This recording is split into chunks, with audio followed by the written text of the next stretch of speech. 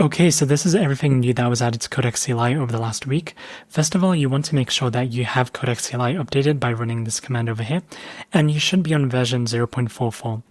Anyways, we have a brand new UI, so if you go to Codex, then you can see it looks a tiny bit different because there's a new design right at the bottom over here. I don't think it looks quite as good as the Cloud Code design, but it certainly looks better than the previous design because you can see right over here, like the input box just didn't look particularly nice. It seems they also removed this thing at the bottom that shows the shortcuts that are available and replaced it with this like question mark, so you can press Shift question mark and then see those same shortcuts over here. They also improved the model picker as well, so if you do /model, then you can see that you have two choices over here, and then when you select one of them, you can choose a reasoning effort. Previously, it was you had the reasoning effort and the model name together. So for example, going back over here, this is what it looks like before. It was much more messy, but now it looks slightly nicer. Custom prompts now support named and positional arguments. So to set up a custom prompt, you can go to your Codex folder by doing cd and then like wavy line /.codex and then press enter, and that should be in your Codex folder. And then you can make a new directory by running this command, press enter, and then cd inside of it. And now you can make a new custom prompt. So I'm going to call it like super reviewer. And it does have to be a .md file, a markdown file. Press enter, and then I can say, can you do a comprehensive review of $1 question mark? And that $1 question mark will be like the positional argument that's involved. So then I can press exit, save this, enter. And now if I reload Codex by exiting out of it, doing Codex again, then I can do /, and then you can see I have this custom prompt, super reviewer, press tab, and then I can like mention a file and say like index.ts, press enter. Then if I do Control T, you can see right over here, the user message is, can you do a comprehensive review of index.ts? So that was a positional argument that I accepted. I can also add in more positional arguments by doing like and $2, 3, 4, and 5, and that would be like positional arguments. Can you review the git commit, $commit in capital letters, and then it appears as this, so I can press save. And now if I close Codex and then run it again, then I can trigger super reviewer, and when I press tab, you can see automatically gives me like the key value that I can fill in. And let me just make up something over here because like I'm not actually sure what the commit names are. And now you can see it's trying to find that commit, which I can't find because I just made it up. And yeah, this can be useful for any prompts that you use often and are sick of typing again over and over. They also now added support for HTTP streamable MCP servers. So previously, when it came to using MCP servers, for example, with the exa MCP, you'd have to define it kind of like this and use the npx command, and you can see it's working here on the left-hand side. But now I can completely remove this and then just write in URL equals, and then copy and paste the exa MCP URL over here, and then add bearer token equals, and then I can run codex MCP list, and you can see it appears on the list of MCP servers. And I can also run codex MCP get exa, and you can see that it supports streamable HTTP. But it seems that now for some reason when you run codex and then run /MCP, it doesn't actually appear on the list despite it appearing when you do codex MCP list. So it's like there's a discrepancy over here. I can see that someone opened up an issue about this on GitHub, so it should probably be fixed by the time you're watching this video or something like that. Another pretty neat feature they seem to have added is Codex Cloud. So currently on the ChatGPT version, when you go to chatgpt.com/codex, then you can see like all the different cloud versions that you ran with Codex running in the cloud. So for example, in this project over here, I have fixed library missing error in Llama server, and I have these different versions I had run, and no changes were made because I didn't press start task. It just gave a summary of the changes that would have been made. But now if I go to Warp and then I run Codex Cloud, press enter, then I can see the same task also appears on here.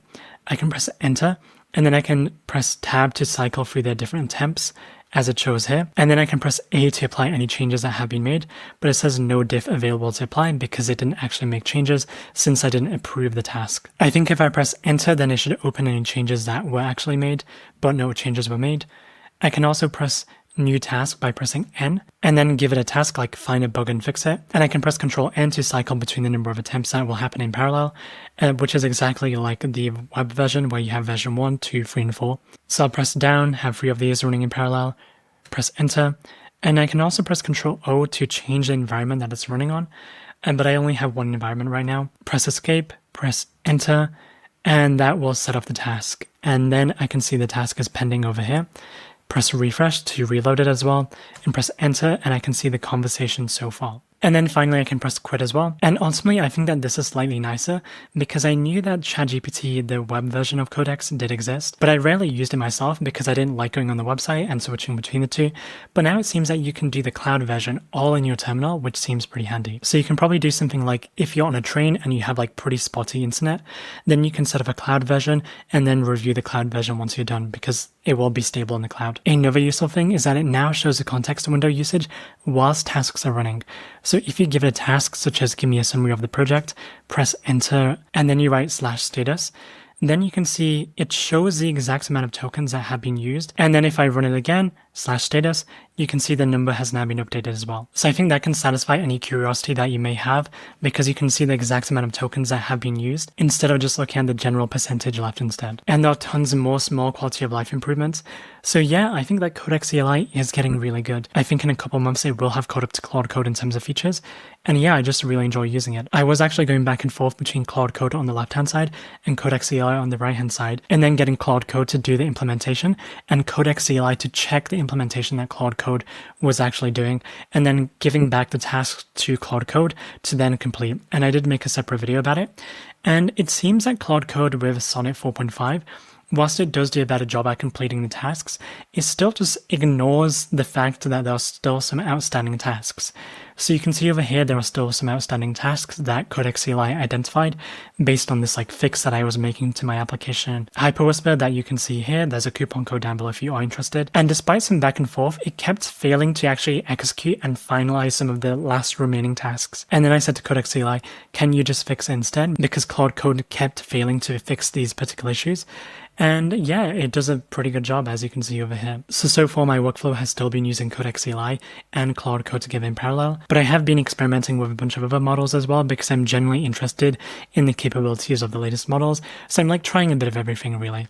But my go-to workflow is still using Claude Code and Codex CLI together, relying more heavily on Codex CLI to do like high-level tasks and relying on Claude Code to do like the lower-level implementation. And then in some cases, just relying on Codex CLI in isolation because Claude Code still fails on certain tasks, such as this particular one. And yeah, if you are interested in this application that I was working on, then it should be linked down below with a coupon code as well. And if you do want to learn how to make profitable applications yourself, like the one I showed in this video, then I do cover a lot to do with that in my AI startup school that you can join using link in the description down below. There are a bunch of classes that teach you everything about vibe coding, vibe marketing, coming up with ideas, distributing, a bunch of case studies, and really comprehensive classes all about Codex CLI and Claude Code with some advanced techniques as well. And a bunch of people have already joined, as you can see here, and have had good success with their own applications as well. And one of the biggest benefits that you will get from joining is that you can ask me any question that you have and get support from me for your own applications as well.